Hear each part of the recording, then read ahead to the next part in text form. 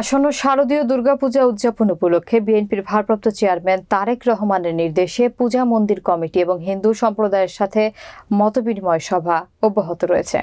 শান্তি শৃঙ্খলা বজায় রেখে সুষ্ঠু সুন্দর পরিবেশে যাতে দুর্গা উৎসব পালিত হয় এ লক্ষ্যে পাইকগাছা বিএনপি এবং অঙ্গ সংগঠনের নেতৃবৃন্দ মতবিনিময় সভা করেছে। বিস্তারিত দেখুন পাইকগাছা প্রতিনিধি মোহাম্মদ ফসিয়ার রহমানের প্রতিবেদনে।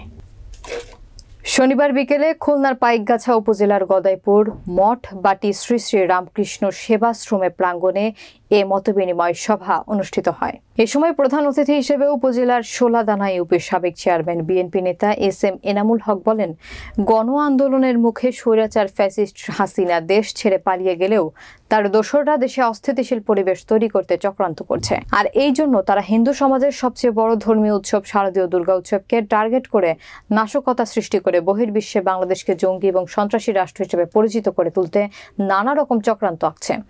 ফলে তাদের সেই ষড়যন্ত্র চক্রান্ত রুখে দিতে বিএনপি সহ সমমানরা রাজনৈতিক দলকে সতর্ক থাকতে হবে। আমরা সকলেই সেদিকে খেয়াল রাখবো যাতে করে কেউ কোনো মণ্ডপে কোনো অপ্রীতিকর কিছু করতে না পারে।